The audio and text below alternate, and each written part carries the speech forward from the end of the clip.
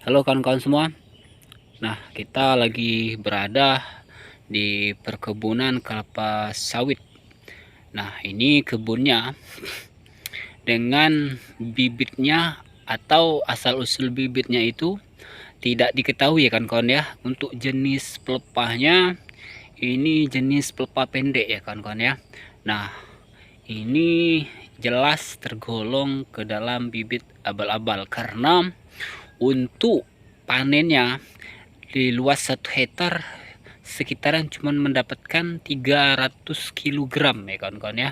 Nah, artinya sangat sedikit, tidak pernah mencapai 1 ton dalam 1 hektar. Itu artinya produktivitasnya sangat rendah. Nah, ini tidak bisa kita salahkan kepada orang tua yang menanam sawit ini, karena akses ataupun untuk informasi pada zaman ketika menanam sawit ini untuk mendapatkan bibit unggul itu sangat susah, sangat payah. Nah, jadi ditanamlah dengan bibit abal-abal. Tentu ini tidak maksimal, tapi kita tidak bisa menyalahkan orang tua pada zaman itu. Karena untuk mendapatkan akses, untuk mendapatkan informasi pada zamannya itu sangat susah. Nah, ini usianya sekitaran 20 tahunan ya kawan-kawan ya. Tapi untuk buahnya sangat sedikit. Nah, tidak pernah mencapai 1 ton. Nah, saran saya, untuk kita lihat dari kedekatan. Nah, itu buahnya sangat sedikit ya kan kawan ya.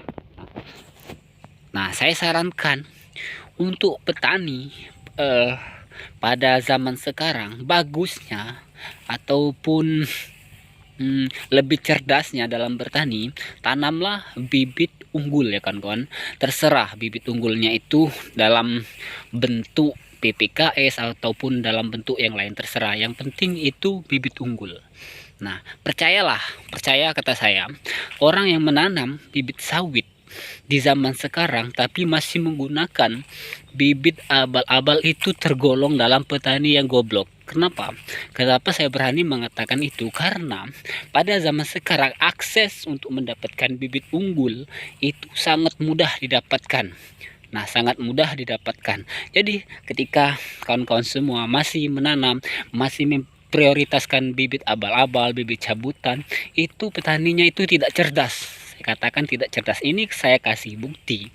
Sudah usia 20 tahunan, tapi tidak pernah mencapai 1 ton. Nah, ini saya tidak menyalahkan orang tua yang dulu, tapi saya menyarankan kalau untuk bertani sawit pada zaman sekarang, pilihlah bibit unggul karena akses untuk mendapatkan bibit unggul sekarang sangat gampang, sangat banyak. Nah, untuk harganya kawan-kawan, kalau memang kita tidak mampu untuk membeli bibit yang sudah siap tanam, kita beli aja kecambahnya kawan-kawan. Paling berapa lah itu cuman sekitaran, ada yang 8.000, 9.000, 10.000, 12.000, bahkan ada yang 30.000. Itu tergantung kita semai sendiri.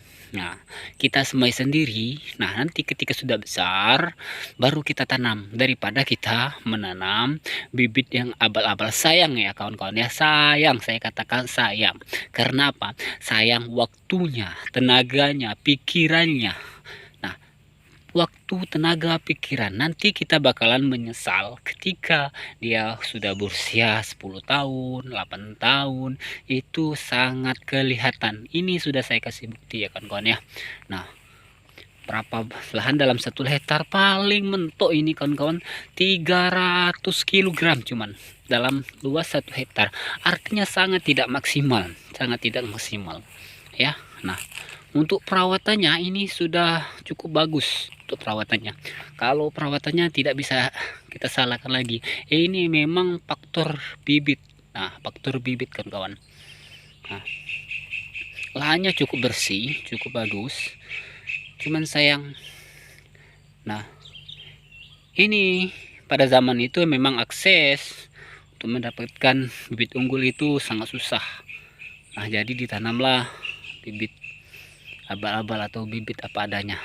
Mungkin kawan-kawan ada yang tahu ini tergolong dalam bibit jenis apa. Ini pelepahnya pendek, Nah, saya tanya ke orang tua, katanya tidak tahu ini bibitnya bibit apa. Yang jelas dulu ada sawit yang tumbuh ditanam gitu. Nah, oke kawan-kawan. Nah, mungkin ini bisa menjadi edukasi buat kita semua ya. Nah, salam petani sawit Indonesia.